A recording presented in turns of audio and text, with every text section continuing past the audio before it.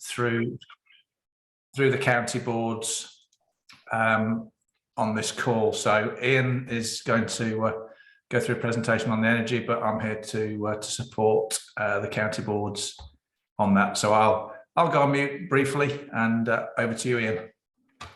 Thanks, Jed. Evening all. Thank you for coming along.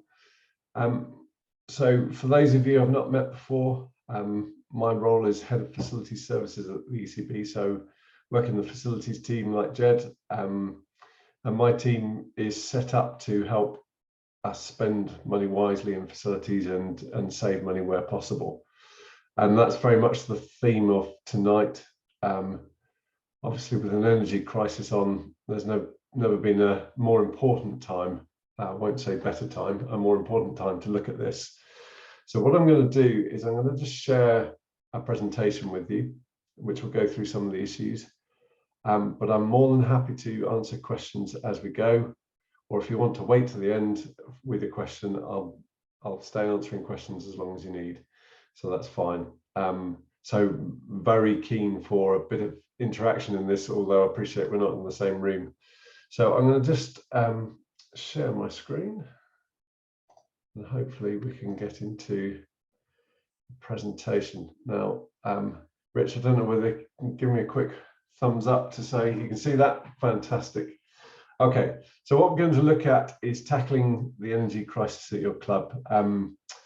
Just as a bit of background, I, like many at the ECB, I'm just about playing the game, but certainly involved in the running of my local cricket club.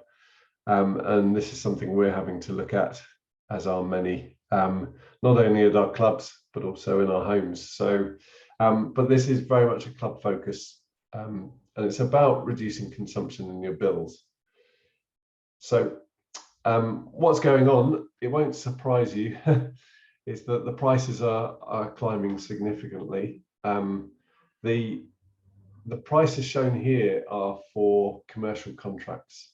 Now, cricket clubs tend to be in a range of different contracts. Sometimes they're on contracts that reflect charitable or caste status. Some of them are on business type contracts, depending on the size of your club. Some are even on the residential type contracts, but mostly it's small scale commercial contracts. But the key thing is, this is the price of electricity running along here. And in July, which is a long time ago now, they were 5 times what they were a year ago in July, and they're considerably more now. So it's what's happened in the last week, amongst other things, was the government's announcement of a scheme that provides some relief on bills for commercial contracts. It's not quite the same as the price cap that affects the domestic residential market, but it provides a bit of relief to shield industry from some of the highest impacts of this price rise. Now, that will impact on cricket clubs, that scheme. So if you've signed a deal since the 1st of April 2022, you will be able to get that relief. You won't need to claim or fill out any paperwork. It will just be added to your bills by your supplier. So they'll manage that part of it for you.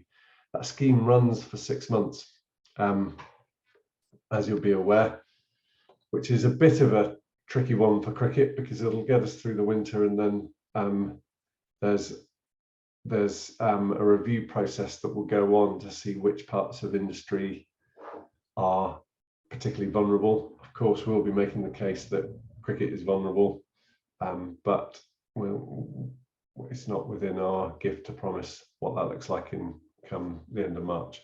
But that's where we're at now on prices and government support. So what does that mean for clubs? Well, if you'll have to forgive me for my drawing skills here. Art was never my thing, but this is a small cricket club, probably closes over winter or doesn't do much through winter, mostly about summer. It's a 1-story pavilion, tea room, a couple of changing rooms. And as you know, clubs come in all sorts of shapes and sizes. So this is a bigger club. This one's on 2 stories and might even have some floodlit winter sport. So as you would expect, the bills in terms of the electricity bills are of different sizes for the different size clubs. That if it's the other way around, if you're sitting in a small club with a large bill that's bigger than the club down the road that has floodlit hockey or something like that, then you need to be looking at what's going on. But generally, it's proportional to the activity and the size of the club. So if you're on fixed contracts, and some people are, they're fixed for another couple of years, then your bills are going to stay the same in terms of the amount you're paying per unit. Now, obviously, if you're using more electricity, you'll pay more, and if you're using less electricity, you'll pay less.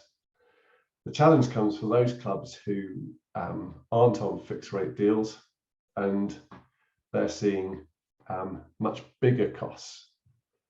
So, and that's very much the context of where we're trying to support the game with the activities that we're talking about tonight.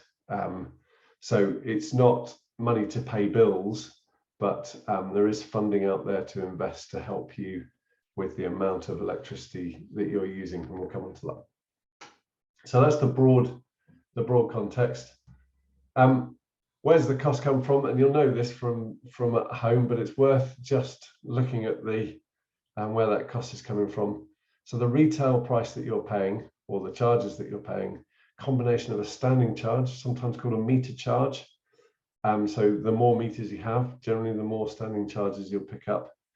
And that's a fixed cost per day times by the number of days in the bill. And then on the other side of it, you've got the consumption, so the amount you use and the unit price you pay per kilowatt hour. Okay, so those two multiplied together, and that's what makes up your bill. Now, in there's some taxes as well and things like this, but that's generally how it's made. And in terms of what you need to be doing, I know it's really, really hard. And there's not a lot of offers on the market, and there's definitely not a lot of competition at the moment, but it's getting the best deal to minimize those standing charges and unit rates. There's definitely an incentive to be on a fixed rate deal, even if you're fixing quite high with the government relief scheme, because that favors a fixed rate deal rather than a variable rate deal better. So if you do nothing else after tonight, go back, and if you're the treasurer, have a look at the bills, just check where you are on rates. If you're not the treasurer or not the person in charge of paying the bills, just make sure you're having a conversation with them about what your contract position is at the moment, and who you need to speak to get that sorted. Now, the other part of it, of course, is to deal with the consumption and to reduce that consumption to the minimum possible. And that's what tonight is mostly about. Okay, so that's what we'll focus on, is how can we get that consumption down. Now, I don't know how many of you are parents, but I seem to spend most of the time running around after my 10-year-old, getting him to try and turn the lights off. Don't know why he needs every light on, but it's a bit of that, and then it's a bit more in terms of what we can invest in. So let's look at some taking action on that consumption. So what we have done is we have published a guide. It's called How to Reduce Your Energy Consumption. And that's on our website. So you can download it here. I'll post some of these links in chat in a bit when I get the chance, and we can share that, or we can share it in an email afterwards. Rich, I don't know what you think about that. There's a few links in here that we can share. You can download that from our website today. Okay, that guide. It's got some key themes in it. So the first is that reducing your consumption is win-win. So it reduces your bill, and it also reduces your carbon footprint, the amount of greenhouse gas you're emitting as a club. And we're trying to do that across the game as part of our sustainability strategy. So it's win-win. The time is now. So address those winter costs. Make sure you're best placed for the 2023 season. If you're on a fixed rate deal for another year, spend the time between now and then the end of that deal to try and get yourself in the most efficient operating mode as possible, and make those investments now. They'll pay off then. So even if you've got another year, with the way things are going, those prices aren't going to come down rapidly. Still take the action, and even if they do come down rapidly, you'll still be better off because of it, because you'll be using less and you pay for what you use. The current prices mean that payback periods on investments are shorter. So whereas a few years ago we might have been saying, well, that pays off over 20 years, it now pays off over 10 years or 5 years. It's as simple as that with the prices. So it is worth looking at things that you might have looked at in the past in a slightly different light now. And then the fourth point is that we do provide funding for suitable projects in this area. It's one of the themes that we are funding through the County Grants Fund and through our interest-free loan scheme. So on that, and we'll talk a bit about that through the presentation, but there's a number of key people on this call that you would need to speak to. So Rich to Jenny, depending on which board you're in, and through them to Jed as well in terms of how to access that funding. But that funding is there for clubs that are eligible for it, that haven't come in for a county grant fund in this round, or that want to take an interest-free loan. And that can make a huge difference to return periods on some of these projects. So we'll talk about that. So what's the document about? Well, it's got 4 sections in it, if you haven't read it already. The first bit, it's a bit of what I was talking about before, getting the best energy deal. There's a section there on low cost, high benefit projects. So there's another one there in there on higher cost, but still high impact projects. And that's what we want to focus on. So it might be that you have some money and you want to invest in some lower cost things that will have high impact, or you want to draw on some funding support and go for some higher cost projects. On that, we're generally using this matrix here. So we've got cost along the bottom, benefit up the side. The area we really want to target first is, of course, those low cost, high benefit projects. So things that don't cost very much, but save you lots of energy. And as I say, there's the second group, which are higher cost, higher benefit. And if the funding's there and or they're affordable for you, then they're sensible to do. Obviously, the ones we want to avoid, and some of them you can fall into this trap, are those high cost, low benefit ones, where it takes up your money and you don't get the return on the investment. So we definitely don't want to do those, but we'll help you with that. So the guide is set up to aim at those top 2.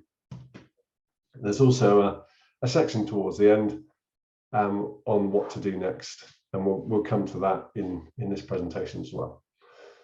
Okay, so that's the document. I talked about funding. So the County Grant Fund, again, there's another link here. It's a long one, so if I've skipped off this slide before you get it, we'll share all these. They're on our website. You can look under the funding section on the ecb.co.uk. But the County Grant Fund will provide grants up to £10,000 for those clubs that are eligible and looking at projects in this area. And then the other one is the England Wales Cricket Trust interest-free loan scheme, which will provide interest-free loans up to £50,000 and on a sensible number of years that will allow you to really leverage some of the returns on the investment that this kind of project can generate.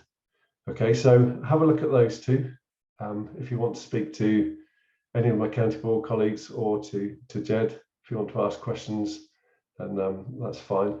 But let's perhaps have a look at how we can projects that we can invest in.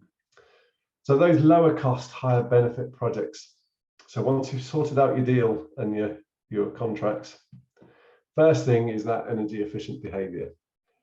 So I'm not going to patronize cricketers and say it's like chasing a 10-year-old around the house trying to get the lights turned off, but you know what I mean. It is turning lights off, but it's other things as well. I don't know how many of you have got TVs in your pavilion.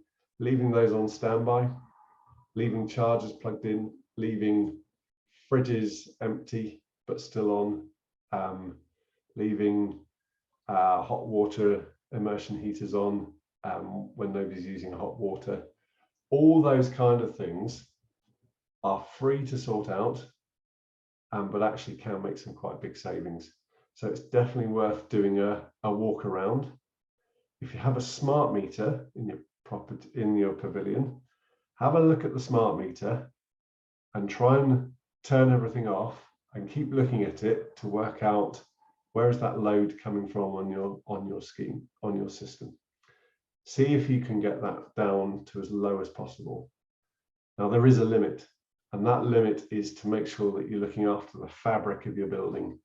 So you'll all be aware of the damage caused by frozen pipes. So if you turn your heating off completely and you freeze, you'll have other problems related to water being everywhere that will cost more than the energy you're saving. So that kind of thing, make sure you're not turning that off. But if you can, try and get your load right down to the minimum possible. So that's free. The next things are installing energy saving devices and controls. Actually, there's another one, which is installing LED lighting. So making sure that you've got LED lighting, all your light bulbs are LED rather than older, either traditional bulbs or even the halogen bulbs. If you can get those to LED, they will cost you less to run. So we definitely recommend that, and we're definitely fund projects in that area. Installing the energy saving devices and controls, that's things like taps with stops on them so that you don't use any more hot water than you need. So it sounds like a water saving device, but it also reduces the amount of hot water used, which reduces the amount of energy you use. It could be PIR sensors in changing rooms, for example, the ones where you walk into the room and it turns the lights on. You sit still for a long enough time and it turns them off, and then you get up and you move again and it turns them back on. That kind of system. So a lot of new clubhouses have those in. Anything that just avoids people leaving lights on. And you can even, I haven't got one on my desk because I've tied it up, but you can buy £4 or £5 on Amazon. You can buy a plug that will plug into the wall, and you can control it from your phone. It will measure how much energy is being used, and you can turn it on and off from your phone. You can program it to turn on and off at different times, and it actually doesn't cost you too much to make a smart building out of your pavilion. So there are things like that you can do. But you can generate up to 15% savings in your bill by doing that. Another one is to insulate your hot water system and fix leaks. Now, in cricket pavilions, that can often be a real benefit, because you might be that your boilers are in buildings outer buildings or in parts of the building that aren't heated normally. And so lagging your pipes, fixing the leaks, making sure you're not losing hot water, anything like that, relatively low cost, but will give a saving. This is no job. I know you can't tell from here, but I'm 6'5", and it's no job for me, this one. But getting up into the loft space and installing insulation is a critical one. If you haven't done this already, you need to do it tomorrow. It's a big saver in terms of energy loss, particularly for the first layer that you put in. So the first layer is the big saving of 32%. Second layers, etc., save diminishingly less, but get that first layer in. If your loft insulation is old, it may pay to replace it. It really does make a difference, because heat rises. If you can trap that in the lower parts of your building, that will really help. Just watch damp doesn't accumulate in your roof, but that's not a reason not to insulate. That's a reason to get some venting tiles in your roof. Okay, so insulate your loft space, relatively low cost. You can do it yourself as a club. You can go and get the stuff from B&Q. Other DIY stores are available, but go there, get it, mask up like that guy there. Probably wear goggles and gloves because it's itchy old stuff, but it'll definitely help with your energy saving. And similarly, that shouldn't say install energy saving devices. That should be cut down on the leaks in around your windows, things like that. So get some, again, while you're at B&Q getting the loft insulation, get some window sealant strips and fix those to make sure that you haven't got any air cold coming in and out of the windows. That's not the same as the little vents that you get at the top of the window to prevent damp building up, but anything you can do to stop big cold drafts coming in, that really helps too. And then the final one is to replace old appliances with energy efficient models. So dishwashers, some ovens, the things you'd probably find in the kitchen or in and around the bar area, coolers for beer sometimes as well, more energy efficient models. Now, that's not necessarily go in and refit the kitchen. That's as it fails, make sure you're replacing it with an energy efficient version. All that's laid out in the guide in a bit more detail. So some of the higher cost, higher benefit projects, things like insulating walls. So particularly a lot of the older 1960s, 70s pavilions and even older quite often don't have cavity walls. So anything you can do to insulate those will save. Now you can put that insulation on the inside or you can put it on the outside. You just need to check with planning if you're putting it on the outside. But that will give you some big savings. So it's definitely worth having somebody in to look at that if you're in an older pavilion. Replacing windows and doors, replacing single glazing with double or triple glazing in particular, replacing old leaky wooden doors with modern composite doors that fit and seal, things like that, worth looking at. So they're bigger cost, but they're big savings. Replacing old boilers. So if you're on an old boiler, so over 20 odd years, it's probably on a G efficiency rating. If you put that towards, if you replace that with an A rated boiler, you're going to save 22% on your gas bill straight away. So it's things like that. So just check your boilers. Again, all these projects, we've got a number of these coming through already that we're funding. So we'll be interested in funding those. Install air source heat pumps. So you'll have heard that there's government subsidies around for air source heat pumps. And the idea is that we're moving away from gas to electric. Be really, really careful with these. And we'd like to talk through projects where you're installing these because they can cost you more than the gas boiler. So we do need to be really careful on air source heat pump projects. They can be quite expensive to install, but the key thing is that you only install them into buildings that are very well insulated because they work on maintaining a constant heat. And there are some other things in there about your hot water systems and so on that really need to be thought through. But we can help with advice on that, but it's project by project. And then finally, there's installing solar PV photovoltaics. So that's solar panels on the roof. And we're getting lots of applications for these schemes. You don't, as long as you're not in a conservation area or you're not got a listed building, generally, you don't need planning permission. It's permitted development to do this. You do need to think about cricket balls. So if that's if your pavilion is facing south onto the cricket ground, you need to think about protecting them from cricket ball damage. But that is something that if you can use the electricity during the day, and something to think about here, is if all your electricity use is in the evenings for functions to turn off when you need lights on, etc. The solar PV system is not going to help you when it's dark. So you can buy them with storage batteries to help smooth some of that into the evening. If you have lots of EV charging points that are in use during the day because your pavilion's used like that, then this is a great way of reducing your consumption, depending on how you're charging that back to your customers. So solar PV is meaning you don't have to buy in as much energy from the grid, which definitely makes a saving at the moment.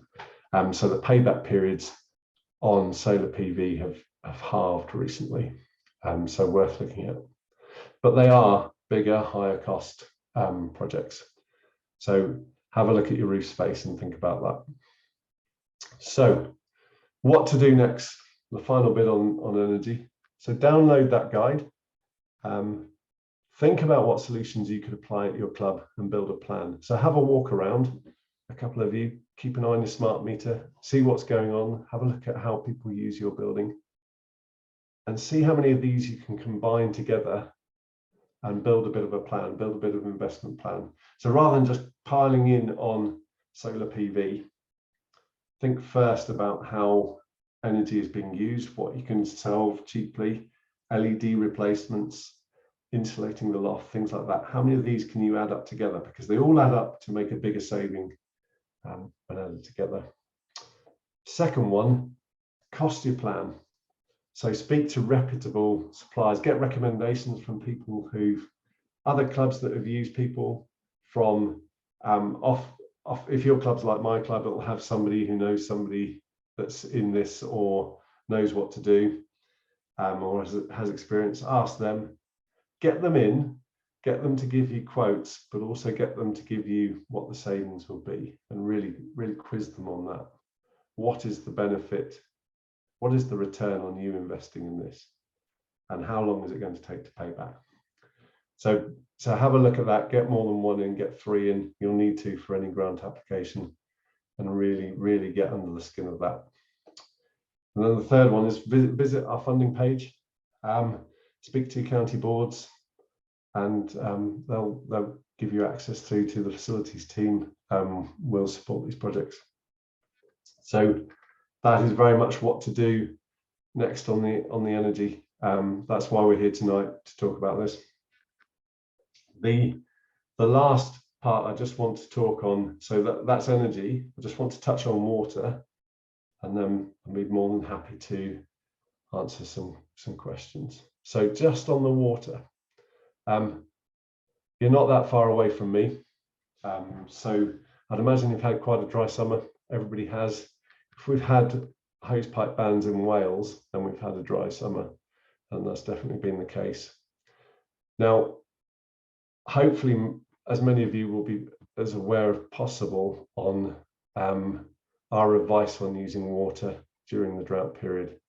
Now, that's mostly about using it on grounds. We do have some information on water saving within the pavilion, but by far the biggest user of water is the ground. And so there are a few things to think through. This resource we wrote with the GMA, who are the Grounds Management Association, used to be called the Institute of Groundsmanship, the IOG, now the GMA, and they have something on their website called the Toolkit, the Grounds Management Toolkit. And within that, so there's one for football, one for rugby union, one for rugby league, and one for cricket. And the cricket toolkit, we've been really building up the advice that we're giving to support grounds managers in that. So by all means, go and have a look. If you just Google GMA toolkit cricket, you'll get a link through to the toolkit. That web address at the top of the page will take you to the advice on watering and drought management, and there's some really important things to look at. Now, why on earth am I talking about watering at the end of the season, when the worst of it was back in July when we had no rain at all? The reason is that if we carry on, I don't know if it's been like it has around here. We've had a few rainstorms, but still very, very dry. My cricket square is very dry. If that carries on over winter, we'll have a bigger problem with drought next summer than last summer. Now, I can't predict the Great British weather. If I could, I'll be a much richer man than I am. But if that happens, then we need to be prepared to look very carefully at how we're using water. Now, the level of restriction that came in, still in places, the temporary use ban, doesn't mean that we have to stop watering cricket pitches, because we need to water them for safety reasons. But it restricts the way in which we water, and that is that we can only really water the surfaces that are in preparation for play. So if you've used a pitch and you want to grow the grass back, you can't water for that, but you can water for the one you're preparing, and you need to roll and prepare for safety. Now, I don't want to go into that too much in detail now, because obviously there's not a lot of pitch preparation going on now towards the end of the season. That picture at the bottom is my outfield in August. It doesn't look like that now. It's rained enough to make it green, but there's still not enough water around to allow the contractor to get in and seed the square. So it's still a challenge. But there's three key pieces of advice. There's advice on efficient watering. There's advice on watering under drought restrictions. And being a redhead, there's also some really useful advice on working safely in hot, sunny conditions. That means you don't get sunburnt. I can claim to have got sunburnt at Old Trafford in March. But that piece of advice there is also really important for your ground staff. So by all means, take that link as well and go and have a look at that. There are definitely things that you can do to cut down your water bill as well, because again, if you're on a meter, you're paying for what you use. Okay, so that's the end of the presentation. As I say, I'm really happy to take questions. So I'll stop there, stop sharing. And Rich, I don't know how you want to run a Q&A, but yeah, I'm quite happy if people want to put a hand up or shout. Just to mention, in the chat box down below, you probably won't have seen it whilst you're presenting it. But Jenny's helpfully put a link to all the resources as we've gone through. So thanks, Jenny. That's all in the chat box. So we've got a hand up from, says Naman on here. Yep. Hi, am I audible? Hi there. Yes, am I audible? Yes. Hi. Yes, I wanted to ask regarding the water thing that you just mentioned. Why don't we, in England or around the globe, we practice the notion of using rainwater harvesting? Yeah, that's a good question. And we do. So we will invest in rainwater harvesting schemes. The challenge with rainwater harvesting is that it isn't raining when you need the water most. So you could have a tank and fill that tank with rain, but typically watering a square would take you 5 to 10 cubic meters. So that's quite a big tank. So even if you have a big underground tank full of rainwater, you'll probably drain it within a week or maybe 2 weeks. And then you're just having to fill the tank with mains water while it's not raining. So in the average British summer, it works really well because it's probably going to rain. If it's not raining now, it will rain tomorrow. And that works really well. So that's why we're quite keen to invest in it. But it doesn't really, it's less useful in summers like the one we've just had where it doesn't rain at all. Does that answer your question, give you some idea of the challenge that comes with that? Yes, got it. Thanks. And also wanted to ask regarding the solar panels that we mentioned. Why can just to lead from an example, why can't any international club matches as like Edgbaston or Old Trafford or whatever, they start initiating the concept of having solar panels in their stadiums, like Chinnaswamy Stadium in Bangalore? They Yeah. have that concept, and any more, I think more stadiums are also planning to. So, you know, that can be set as an example or a trend setter, so to say. It's a good point, Naman. And I think a lot of venues are looking very carefully at the economics of this now, because in the past it would have been a longer return period on that investment. But right now, if you've got them on your roof, you are not laughing, but you're better off than the person who doesn't have them on their roof. And in a separate line of what our department is doing, we're looking at that with the professional venues as well. So, question, Ian, in the chat box here from Richard Marker. Apologies if I pronounced that right. Are there any thoughts or recommendations on the installation of electric vehicle charging points as a form of income generation? Yeah, it's a good idea. Looking at the future, if you have a car park and you've got the demand, then installing them is a good idea, particularly if you have a solar PV system, as I was saying, and you want to use energy through the day. I would look at demand, because the way a lot of people do electric vehicle charging is to charge at home where it's cheapest, and that will often get them through the day. But you might find the plug-in hybrids and things like this will want to plug in. It's about making sure that you are making a margin on that and not leaving them open access. That can be very expensive at the moment, but if you can create a charging and access scheme, then it can be worth doing.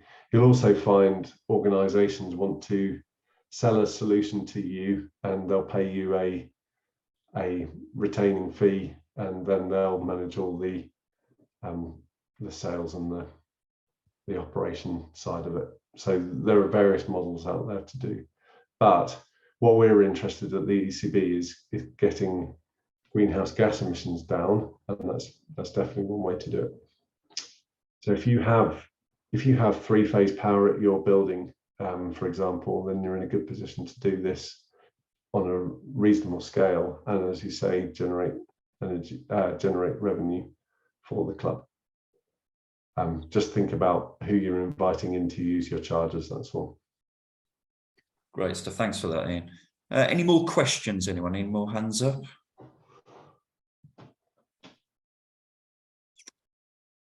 There's nothing at this stage. We move on to Jed. If anybody else thinks of anything as we move forward, feel free to put it in the chat box, and we can revisit it at the end.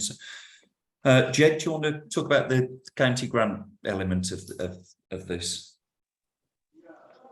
Yeah, briefly. Ian quite clearly demonstrated that this fund, through yourself, Rich, and through Jenny at Staffs, is a very very positive area for bringing the return on investment down, as you can grant fund through the county grant fund. So it's coming towards the end of this year's scheme, as many will know, but the county grants will run for at least another 2 years.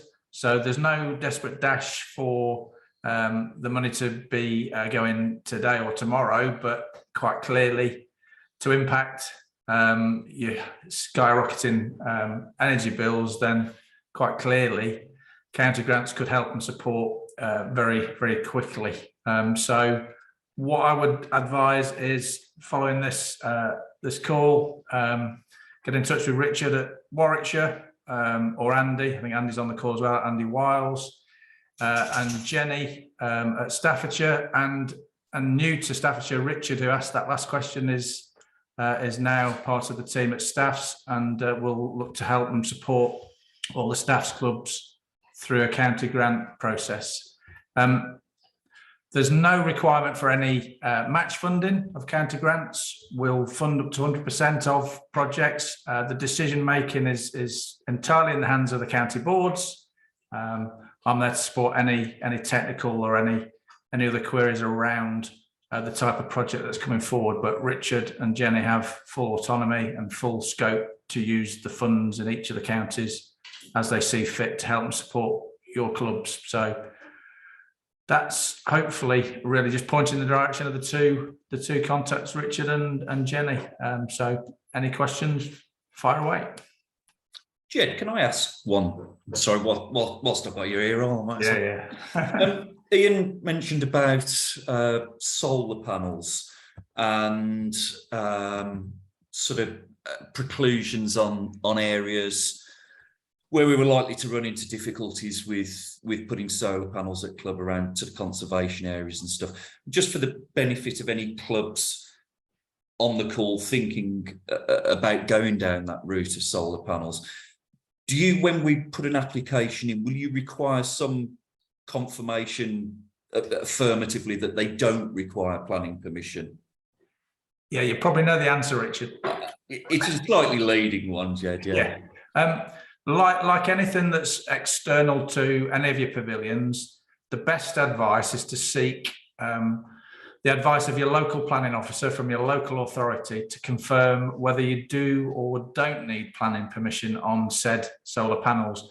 Ian did suggest very strongly that predominantly not the case, but if you are sat in a conservation area, then you really need to be aware of that and to speak to the local planning officer. That's the only authority that either agrees to having it under permitted development or it does require a planning application. So early as possible, get in touch. Quite a challenge at times, but speak to your local planning officer to ascertain the answer from them, because I can't advise, yourself, Richard, can't advise, or Jenny. It is the local planning officer that ultimately makes the decision. Is that okay? Yeah, thanks, Jed. Thanks. Any other questions for either Jed or for Ian? Either in the box, if anyone wants to shout up. Can I ask one back, please, Rich? Go on, fire away. Does anybody have solar panels on their pavilion and would share their experience? If the answer is no, I think Claire's on from Barlaston. I don't know if she'll feel confident talking about it because I know they've only just been fitted, but I know that they've gone down the route of having theirs put on. There's no obligation to answer that. Don't worry. It's just that's fine. Obviously, if not lots of people have them, there's lots of opportunity to install. But just interested in. Claire, have yours gone in yet? No, they're going in October. Oh, okay. Month. So there's a wait on when you order them to when they arrive. So as soon as the county grant fund was accepted, we got them ordered, and then obviously there's a wait for them to be installed. So at least they'll be in and done for the start of the season. Yeah, no problems. Thank you. There's a question here, Martin Neil at Norton Lindsay. Hi, Martin. Yep. Okay, it's more of a bit of feedback than a question. About 3 or 4 years ago, when the water industry freed up the whole system of where you get your water from or pay you for your water, we previously had an exemption for groundwater off the irrigation going to not being charged as wastewater. Yeah. When it was turned over to a third party by Severn Trent, they seemed to be very keen on charging our total consumption as into the wastewater system. It took a long battle by our treasurer to get some arrangement with this, whereby we had to put 2 meters in, one that fed the outside tap and the irrigation to the square, and a separate one for the pavilion. But that did result in a reduction, but not as big a reduction as we used to get for the whole lot not going to the sewer. Yeah. So just clubs might well investigate whether they're paying for their irrigation water to go down the sewer when it's not. It's a really, really good point, Martin. Thanks for raising that.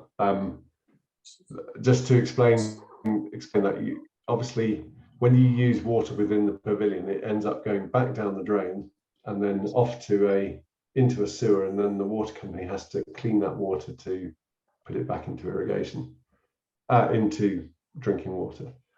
With irrigation, you're just pouring it into the ground and it filters through the ground back into groundwater, and they don't have to clean that. So when you look at your water bill, it'll have 2 parts. It'll have a supply cubic meterage, and then in your home, the standard approach is to say, right, everything you've been supplied with is going down the drain, and so your sewerage charge is the same as what's used on your supply meter. Part of what the water company are doing is doing that, but they're also taking into account your stormwater that you collect and put down the sewer as well, and they want to charge you for that. If you're having trouble with your water company and they want to charge you for all the water you use back into sewerage, the best thing you can do is what you've done there, Martin, which is to separately meter the irrigation supply. So in my previous job, whenever we were designing irrigation systems, we always put a meter on the irrigation system. It's relatively cheap to do at that point. And then you can straight away say to the water supply company, hang on a minute, yes, we might have used 100 cubic meters this month, but 60 of that was in irrigation, so we're only paying sewerage on 40. That summarizes the approach you took, Martin. That all these companies are trying to make money, so they will argue and haggle, but that is one of the best ways to. Yeah, it took a bit of a battle, and it only cost us in the end a few £100s to split meterage. Yeah, it's a really good point though, because that has a short payback period on what you might have been paying for sewer, putting that into a sewer charge. Thanks, Martin. Anybody else with a question? I want to ask a question to Ian. Sure. Yeah, Ian. So the club that I play for, so I got to know recently, and I didn't think of it at that angle. So the pitch, which is the curators that they make the pitch, the machine which is used, mostly it's a petrol or diesel. Yes. Which is used. Okay. So I'm curious to know, at the county level, international level, or any other stages, are there the pitches which are made still requires a petrol, diesel, or now things are changing, or now electric vehicles are coming, because that also increases the carbon footprint, so that costs a lot for the club as well. And some of the clubs don't get enough sponsors, so they're paying through the members fee or XYZ things. Yeah. I just want to know, how is it at the county level, So the market for electrically powered grounds management equipment is growing rapidly. So the suppliers are providing, particularly in the mower market, are providing battery powered mowers. The price premium for the battery version over the petrol version is still quite high, so you pay more for that. But that's definitely the direction in which that industry is going, in the same way that cars are. And we're starting to see some electric rollers as well. Now, the benefits of having the electric are not just the emissions and the cost of running them, but also the noise as well. So I quite like to roll a cricket pitch at 7 o'clock in the morning. Fortunately, we don't have any neighbours backing onto the ground, but if we did, that would be a lot easier with an electric roller than it would be with a petrol or diesel roller. So there's the direction in which that is going is of real benefit. But as you point out, the cost of machinery and funding that is a challenge. Right. Anybody else before we close for the evening? I think that's probably everyone. If there are questions, I think your email address has come up on there, Ian, and likewise, if any clubs have any specific queries, then direct them to myself or Jenny, and we can pass them on and get some advice and some answers for you. Just it falls to me, Ian, Jed, thank you ever so much for your time this evening. Jenny, from my point of view as well, thanks for circulating that around the staff's clubs, much appreciated. It's been massively helpful. It's stuff that I really I'm out of my comfort zone on, so it's fantastic to hear from you, Ian. As I said at the start, we'll endeavour to get this circulated with the links around to clubs. But again, thanks for joining us this evening. Really appreciated. Thank you. Thanks everyone, and thanks Jenny for putting all those links up. Save me. Thanks all. Take care. Thanks Rich, thanks everyone. Thanks Jenny. Bye.